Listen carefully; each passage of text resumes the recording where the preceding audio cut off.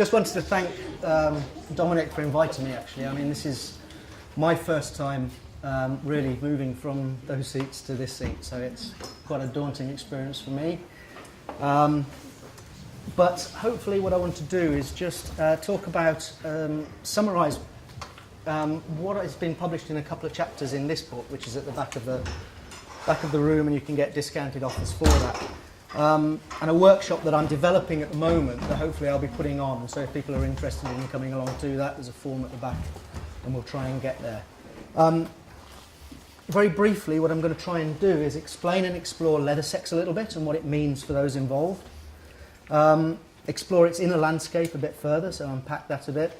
And I'm drawing from results from a field research study I did for my MA a few years ago, my lived experiences and my experiences during training in psychosynthesis therapy, and I'll touch on that in a second. I want to outline some suggestions, some possible clinical implications for working with GSRD based on this. Note some major parallels that exist between leathersex, psychosynthesis and the therapeutic setting, and propose the importance of psychosexual and psychospiritual education in the training of therapists. Now, we've been touching on a lot of, this will touch on a lot of comments and thoughts and conversations that have been going on throughout the day, actually. Why? Well, what happens in leathersex, fundamentally, and I'll go on to what leathersex means, is that one man or men, and again, we're talking about gender here, but this is not just cisgender. One man or men is giving himself and his body over freely for another man or men to control, physically, mentally, and spiritually. Think about that, and I'd like you to hold that as we're going through this, because what that entails is important. And this can either be for a short period of time, sometimes known, certainly in the kink world, as known as a scene, or in some form of mutually agreed ongoing relationship. What I'm suggesting is the interactions, experiences and dangers actually that can occur in such activities seem to parallel the process of self-actualisation, which is taught by many training schools today and used in therapy with clients. But in particular, a personal sexual and spiritual awakening described in transpersonal therapy models such as psychosynthesis. But what I also think it can do is be described as a framework for the actual lived experience of relating with others at either a self-actualised level and or a transpersonal level. So there's a lot of life knowledge and experience that can be shared there. I better go through some definitions really quickly. So psychosynthesis. Does everyone know, who hasn't heard of psychosynthesis? Okay, so it's a transpersonal therapeutic training. It was developed by an Italian called Robert Assagioli back in the early 1900s.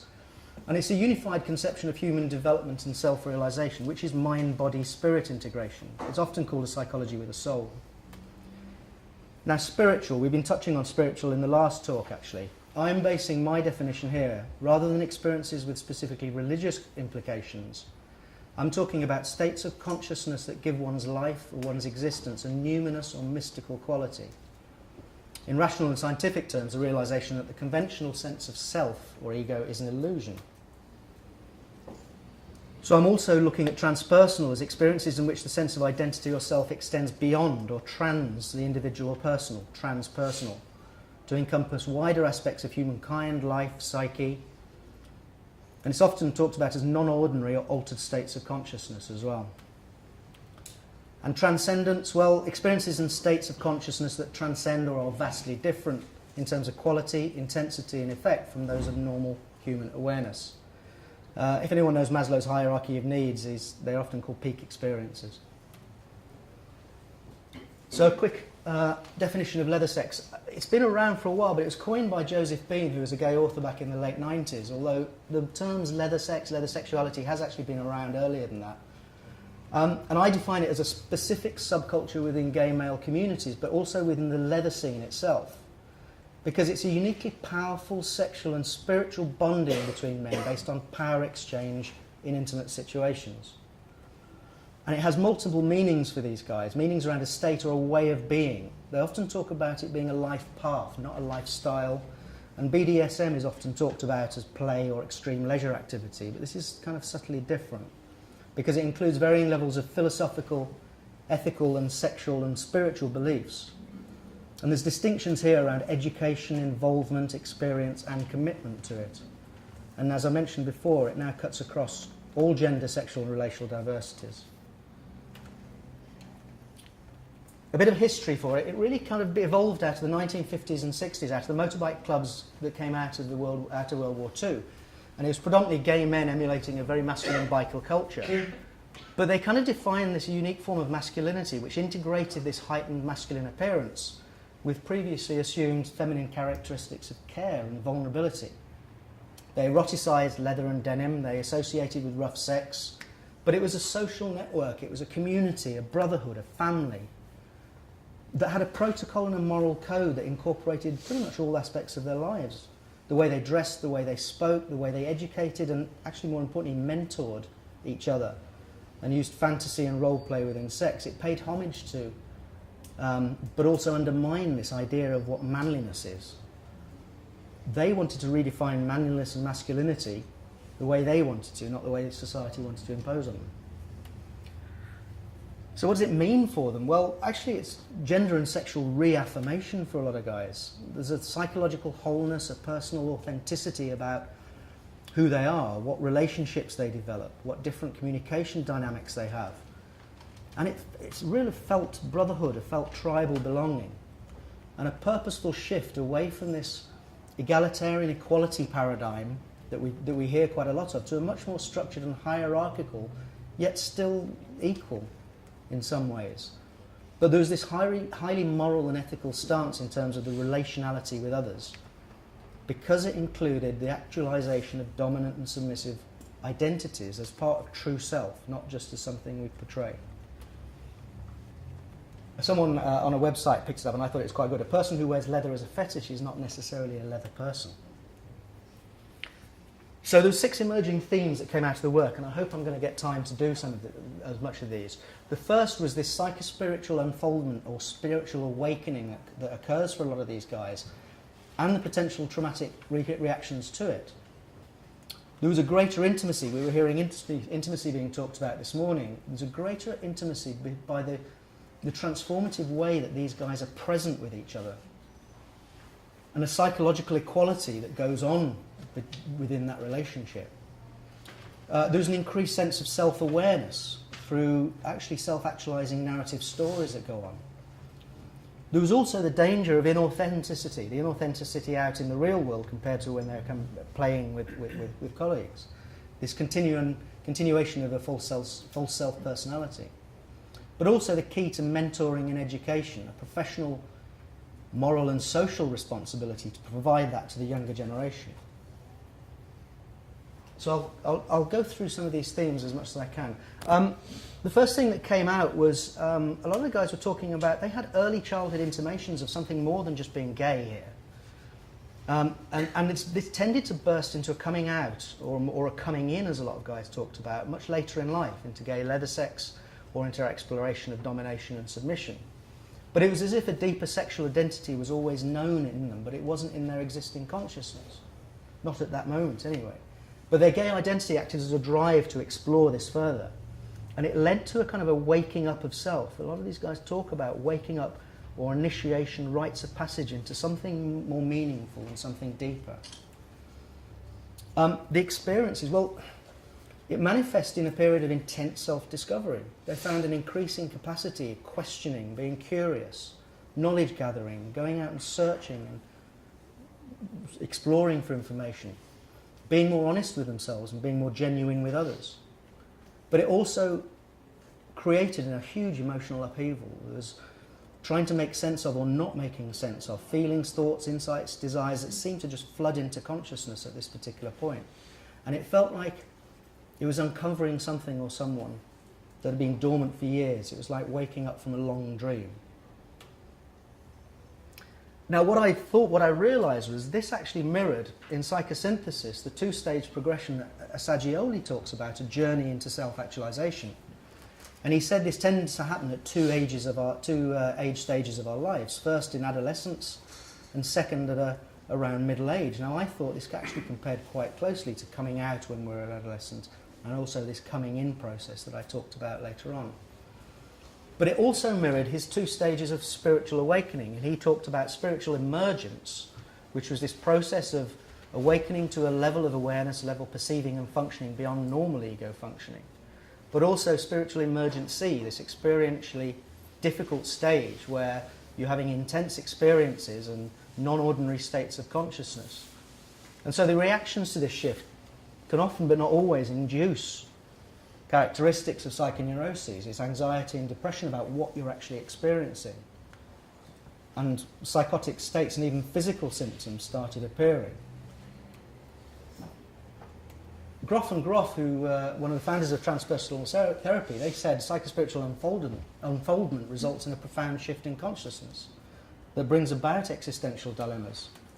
Assagiglioli himself said psychological disturbances experienced during this awakening may present to the objective clinical observation of the therapist the same symptoms as those due to more usual causes, but in reality they have quite another significance and function and need a very different treatment.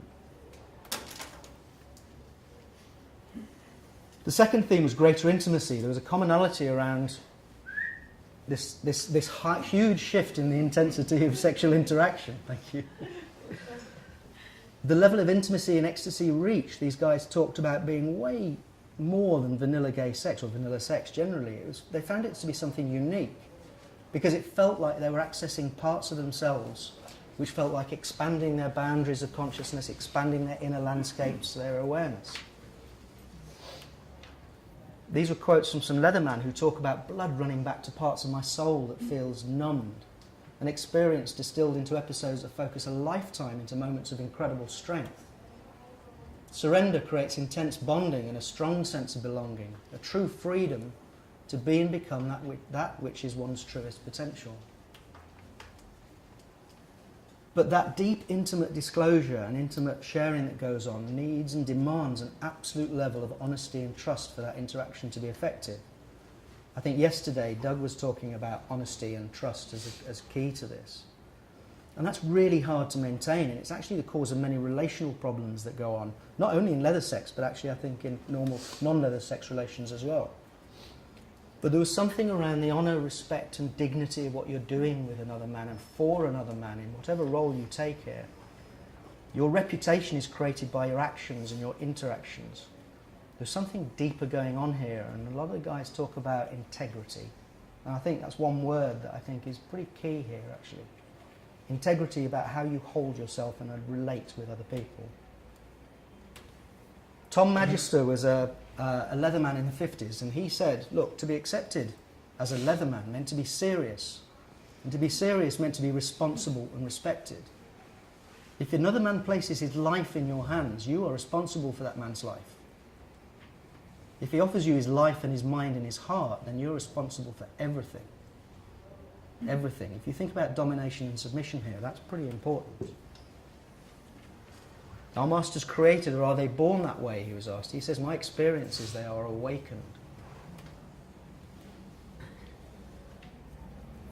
Psychological equality. So the hierarchical dom-sub-power positions are often seen as kind of patriarchal and controlling or negative or even grooming. But the reality in leather sex is it seems much more of a paternalistic liberation and affirmation. You see that in the roles of leather daddy boy and master-slave relationships. It's power wielded with and received with love, not fear.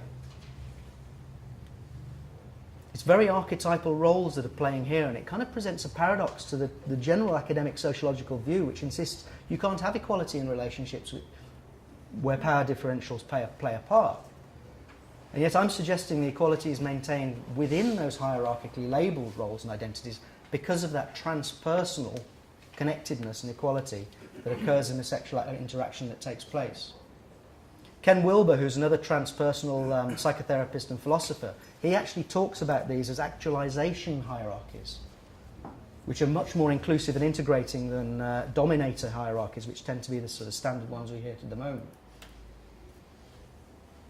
But there's also a shift in the meaning of knowing, and this knowing is away from the behaviours and neuroses towards a being and a presence and an ontology of the person in front of you, which is a pretty necessary condition of gay leather sex. And it's similar to existentialist Gabriel Marcel talked about this new, deeper psychoanalytic method of being. Rollo May picked up on this as well. But there's something around the negotiation that goes on between the guys involved in this kind of a scene, the presence they have in front of each other, that includes some ritual or rite of passage process which takes it over a threshold into a transpersonal connectedness, where mutual self-actualization occurs from the depth of one's being. I'm going to go, actually, through to some clinical implications if we're running out of time. I've just mentioned that the psychospiritual unfoldment and spiritual awakening process that goes on can be traumatic. And I think there's a clear requirement for therapeutic support that affirms that differences in that journey. I think the transferential space that goes on between guys who explore themselves in this way, where the total honesty, openness and trust are the relational links that emerge and transform the way they're present with each other, is something that could be looked at in the therapy room as well. I think this idea about the knowledge of clients and the depths of their being, their desires, their fantasies are still excluded in therapy trainings from what I've experienced. And it makes me wonder whether what therapists discover and know about their clients will be of relevance or consequence to clients and fundamental questions if that's not there. The self-awareness that I mentioned, I think therapeutic spaces and settings can play a crucial role in this, where we shift from focusing solely on symptoms to facilitating self-actualizing narratives, stories that generate awareness of my own personal journey. And I think there's a danger of this inauthenticity, this issue around the continuation of survival personalities in the therapy room, because the conflicts between sexual authenticity and an inauthentic social survival out there is barely acknowledged and facilitated and explored in therapy trainings from what I experienced. And then I think this mentoring and education process, I mean, Keith was talking about elders just a few moments ago, and I think it's vital to have more opportunities and connections with elders here to guide an age-appropriate rite of passage process if they experience this. I also wanted to just bring into mind some parallels that I picked up. The negotiation phase that goes on when people talk with each other in BDSM and kink, I think compares to the initial assessment process in a therapy room. I think that transformative way of being present that leathersex men have compares quite often to this transferential space between a therapist and his client. I think the altered states of consciousness that leather men experience, this top space and subspace that are talked around in BDSM terms, very closely similar to the borderland and hypnagogic states that are reached in therapy sometimes. The role play that goes on, I think it parallels psychodrama very much. And the fantasy and role play and sensory edge play also, I think, matches guided visualization, imagery work, meditation, lucid dreaming. It's all really close. And the multiple character states that quite often the roles people play and they can shift in and out of really match subpersonality work in psychosynthesis, I think. So gay leathersex identity, I think, is founded on a spiritual energy that is rooted in sexual identity and experience, but it breaks through the limitations of ego to find aspects of disowned or wounded self that we can reclaim. But the battles are still feelings of shame and guilt. We've talked about that today. The potential for a traumatic emotional upheaval when you realise and experience these things. The problems of lack of integrity, honesty and truth that are around in today's society. And still the splitting of sexuality and spirituality. I think without proper resources and education and support, the dangers, particularly for the younger generation, is really real here. So I think an urgent update of education and information to include these experiential realities of men is really important. It does leave me with two key questions though. Can one fully integrate all that back into the rest of one's life in a healthy way, or who can one go to discuss these issues with? And I think Gay Leathersex challenges the therapeutic process and offers up models, offers up a way of being that can accommodate this self-actualizing process and experiences of something more than personal. And I think continuing the repression of this in therapy is damaging, and we need to take a serious look at how it could be changed. Thank you, guys.